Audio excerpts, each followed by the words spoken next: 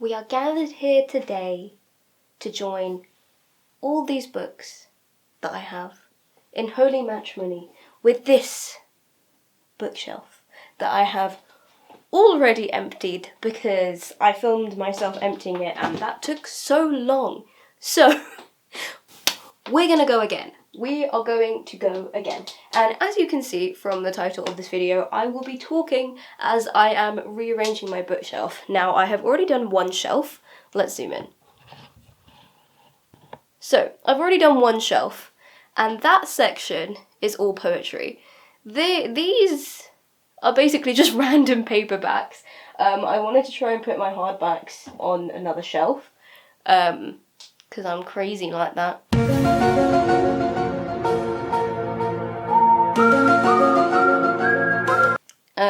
I'm not sure if I'm going to keep it that way, but I like having, I'm not going to keep that Buddha head as the divider, but I like having the divider there because then it gives me some separation between like the poetry and then fiction, basically. Aside from this book, where is it? Aside from this book, which is about Oscar Wilde's life, which is also wild.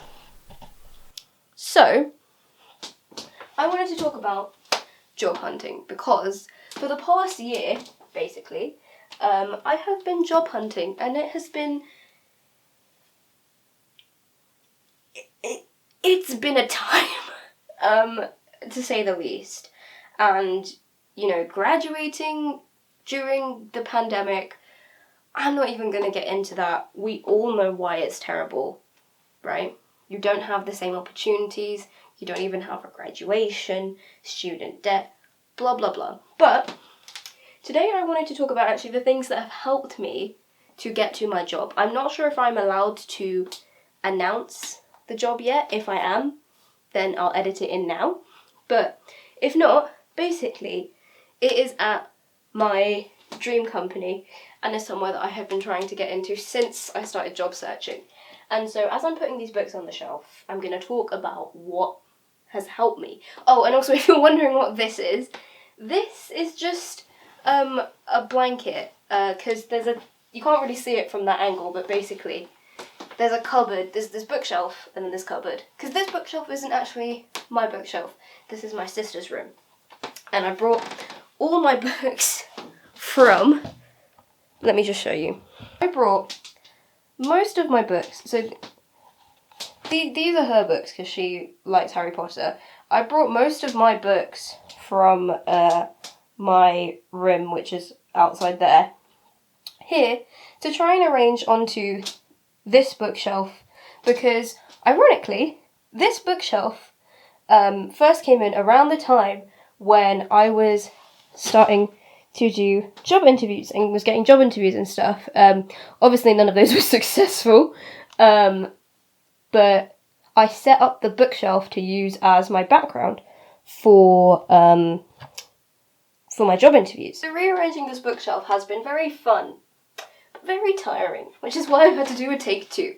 But anyways, let's get into it because I'm not going to do it any faster if I'm just standing around. So this shelf is quite long. It's almost as long as my arm, like my forearm. I think that just proves how short I am. Anyways, it's very fat.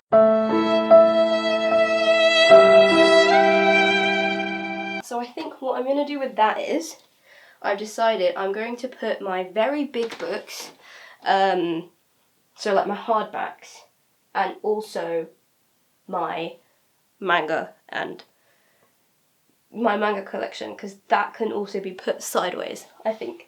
So I'm going to try that first. So while I'm doing that, like I said, I want to talk about jobs, because no one told me. Well, obviously I had my parents to tell me stuff about, you know, getting a job, but I think you don't really understand the gravity of what people say about job searching until you've done it. And my advice to anyone who is job searching is, before you go in, have a self-care toolkit.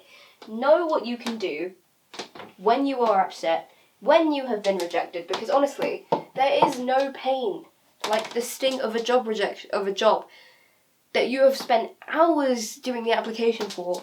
You know, You spend hours on the application, you spend hours trying to refine it, and maybe even in the case of publishing, you bought books for it, which sucks. And then you end up finding out that you don't get the job, which is not great. And you really need to know how to deal with that rejection. Because, for example, I posted an IGTV video when I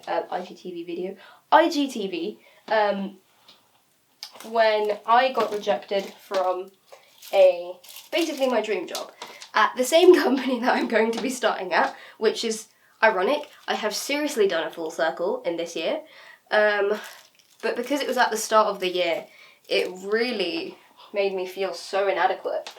And it just makes you feel like you've done something wrong when you really haven't. Even if you've put, so much time and effort into the application, jobs are based on, whether or not you get a job is based on a bunch of random criteria that you have, literally zero control over, right? Even if you've tried your best, it doesn't mean you're going to get the job. And sometimes that's just how it is.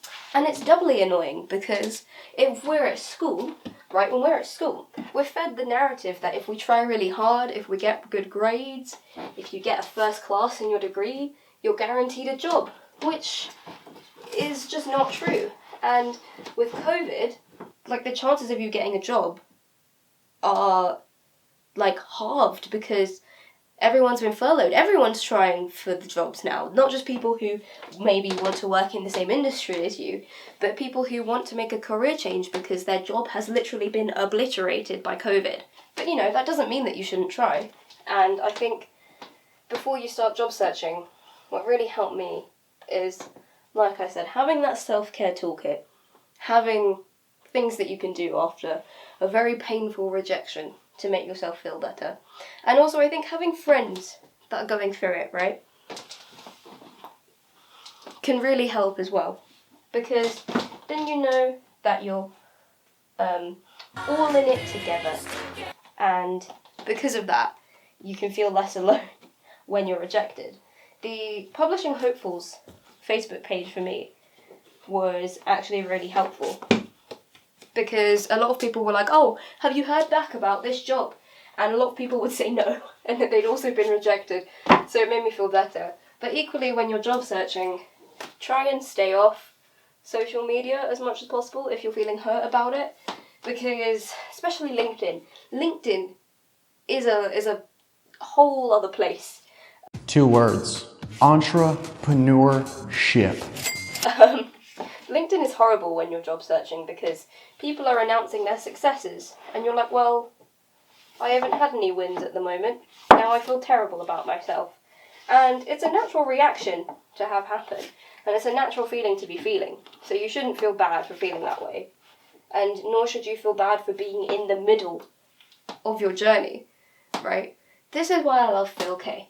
Because his quote from his poem, "Every great story has a beginning, middle, and end. Not necessarily in that order.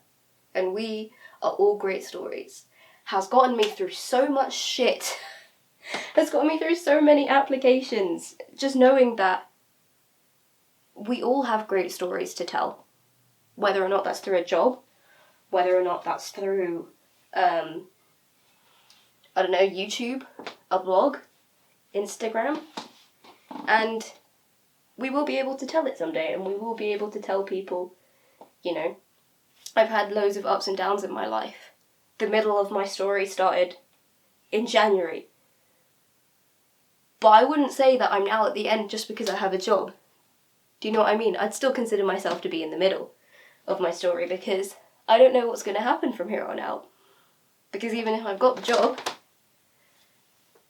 we have to wait and see what happens when I'm in it, right? And obviously that doesn't mean that I'm not excited and I don't want this job. Of course I do. I am so excited because I have spent a year spending literally every day doing 4 or 5 applications. But it just means that your story can still go anywhere. And that's something to think about when you're doing job searching, actually. And what really helped me start my story, I haven't even put any books on the bookshelf. What really helped me start my story was actually getting a mentor. A mentor has helped me tremendously in my job search, because what a mentor does, right, obviously, is they are there to help you learn more about their field. And this is the only time I think that you can use COVID to your advantage. It's a little less awkward having to like meet someone over Zoom, I'd say, because you can just be like, oh hey, can I just arrange to meet with you at X time? And you know, you can just be chilling at home and talk to people about their industry. So if you can, I'd say definitely take advantage of that, because having a mentor was incredibly useful for my applications, because I would send it to her before I sent it off, and she'd be like, no, this is crap, change this. And also, it was just really nice because it just meant that I had someone there who I could like ask questions to about the industry. So, for example, if there was any technical language that I didn't understand, I would just be like, hey, what does this mean? And that's really helpful as well. That definitely helped me. So, self-care toolkit, mentor. I'll give you one more tip and then just end the video because my camera battery is going to die. So the third tip in job hunting is to just keep in touch with your industry as much as possible. That's definitely helpful for publishing. Knowing the trends of your industry, knowing what's happening, knowing who's buying what company, what client is with what thing. And because the more knowledge you have, not only can you use it in your applications, but you can also just use it in general life. I found it really interesting to be able to talk to people about publishing, because then you're almost sort of like putting yourself in the mindset of, I know about this industry, therefore I can work in this industry. And that's a really good way to sort of manifest it. And I think my camera battery's going to die, so what I'm going to do is I'm going to continue putting books on the bookshelf, and I'll show you guys the before and after. And yeah, I know this isn't like a normal video and it sort of didn't really go anywhere, but I just wanted to talk about job searching and things that have helped me, because now that I am in the position that I have a job, I'm also more than happy to give out advice if anyone else also wants to go into publishing and is watching this. But I will leave some links to things that have helped me down below, and also a really great book on, a really great video on how to manifest a job in publishing if you want it. That definitely helped me as well. So, apologies, this video is kind of weird. You'll see the end result of the bookshelf now. And I hope you have a wonderful day and you're looking after yourself. Bye! Bill Gates and Warren Buffett, in a discussion, they were asked, if you had a superpower, what would you like to have? A superpower. So usually, if I or anyone else, if we were given a choice like that, we'd ask for something cool, something interesting. They jokingly talk about it, and at the end of it, Bill Gates would say, if I had a superpower, I would ask for the ability to read faster, to read quickly and take knowledge. So see the importance of this. Really look at what he says in terms of how he says it. The ability to read more can change us. So for everyone out there, if you're not a reader already, start reading something. The more you read, the better you become.